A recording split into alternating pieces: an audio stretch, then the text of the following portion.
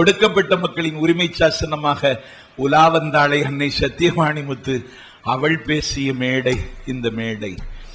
நெருக்கடி நிலை காலத்தில் வித்யாசாகர் என்கிற காண்டாம் மிருகம் அம்புகளை எரித்து அண்ணன் ஸ்டாலின் மீது எறிந்து அண்ணன் ஸ்டாலினை கொல்ல பார்த்த பொழுது எல்லா அம்புகளையும் தன் மார்பில் வாங்கி அண்ணன் ஸ்டாலினுக்கு உயிரையும் தனக்கு மரணத்தையும் யாசித்து பெற்றுக் கொண்டானே சிங்கத்தமிழன் சிட்டி பாபு. அவன் பேசிய மேடையில யாரை கொண்டு விட்டீங்க?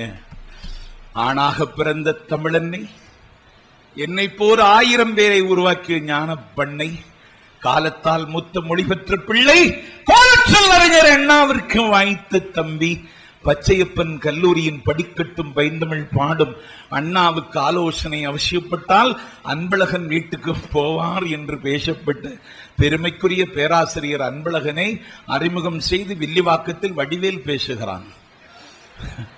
ஏ தாழ்ந்த தமிழ்நாடு, ஏ தன்னாரங்கிட்ட தமிழ்நாடு, ஏ வீழ்ந்த தமிழ்நாடு, ஏ விசையொடிந்த தமிழ்நாடு, கலையை உணராத தமிழ்நாடு, கணவன் லட்சணத்தை அறியாத தமிழ்நாடு, மறுளை மார்க்கத்துறை என்னிடும் தமிழ்நாடு, தேய்ந்த தமிழ்நாடு, திருவிடத்தை மறந்த தமிழ்நாடு.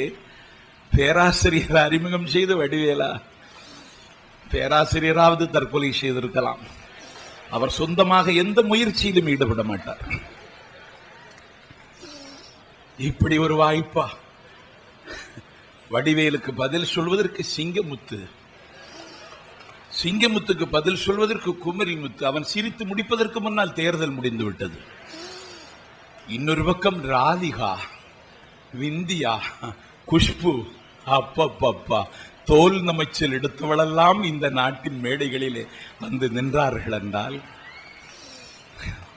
இன்னைக்கு எத்தனை பேர் எங்க இயக்கத்துல?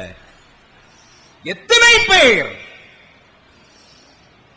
நாஞ்சில் சம்பத் மக்களம் கொட்டி வரிசங்கம் நின்றூதி சொல்லுவேன், கல்லறை குயிலாகிவிட்ட எங்கள் காவியமே, ஓரத்தமம் இருக்கும் முத்தமிழே, அறிஞர் அண்ணாவே, நீ உருவாக்கி அந்த சொற்பொழிவாளர்களின் சொர்க்கத்தை இதோ நாங்கள் மறுமலர்ச்சி திமுகவில் மட்டும்தான் தமிழகத்தில் தக்க வைத்துக் கொண்டிருக்கிறோம். சென்னை பக்கம் போய் பார், அங்கே ஒரு வழக்கறிஞர் ஆவடி அந்தரிதாஸ். தென் தமிழகத்தில் மதுரையிலே வந்து பார், வழக்கறிஞர் அழகு சுந்தரம். சோழ நாட்டில் போய் பார், மயிலாடுதுறையிலே மறுமலர்ச்சி திமுகவின் தலைவாடர் மயிலாடுதுறை அழகிரி. நெஞ்சை எள்ளும் தஞ்சைக்கு வந்து பார், விடுதலை வேந்தன். சோழவள நாட்டில் இன்னொரு பகுதியில் மணப்பாறைக்கு வந்து பார், என் தம்பி மணவை தமிழ் மாணிக்கம். இந்த மேடையில் வரகவியாக பொழிந்தானே கரிசல் காடு, என் தலைவனுக்கு தந்த தம்பி வரகவி மணிவேந்தன். எத்தனை சொற்பொழிவாளர்கள்! அப்பப்பா, அண்ணாவின் காலத்தில் தான் சொற்பொழிவாளர்களா? அதை வைகோவின் காலத்தில் நாங்கள் இன்னும் தக்க வைத்துக் கொண்டிருக்கிறோம். எங்கள் படையை வெல்லுவதற்கு தமிழ்நாட்டில் வேற ஆள் இல்லை. திமுகவிலே வாடகைக்கு எடுத்து நடத்துகிறார்கள், பேச்சாளர்களை கூப்பிட்டு நடத்துகிறார்கள்.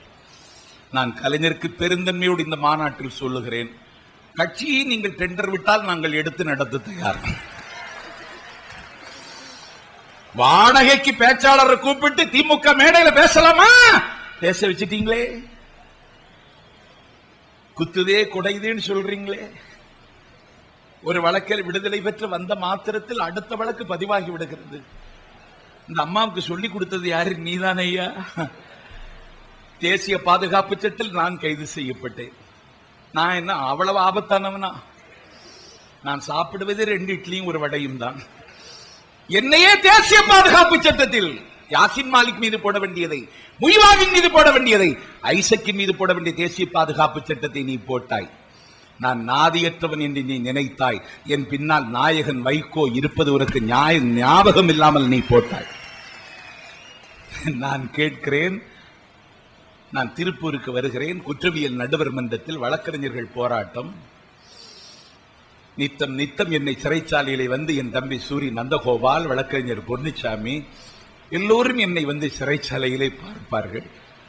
எனக்கு சட்டத்துக்கும் சம்பந்தம் இல்லை, எந்த விவரமும் எனக்கு தெரியாது. நான் ஒரு இலக்கிய மாணவன், இன்னும் இலக்கியம் படிச்சுட்டு இருக்கிறவன் தானா. சரி, வந்தாச்சு. கோர்ட்டுக்கு போய் இன்னைக்கு நீ தான் வாதிடணும்னு தம்பி சூரி நந்தகோபால் சொன்னான்.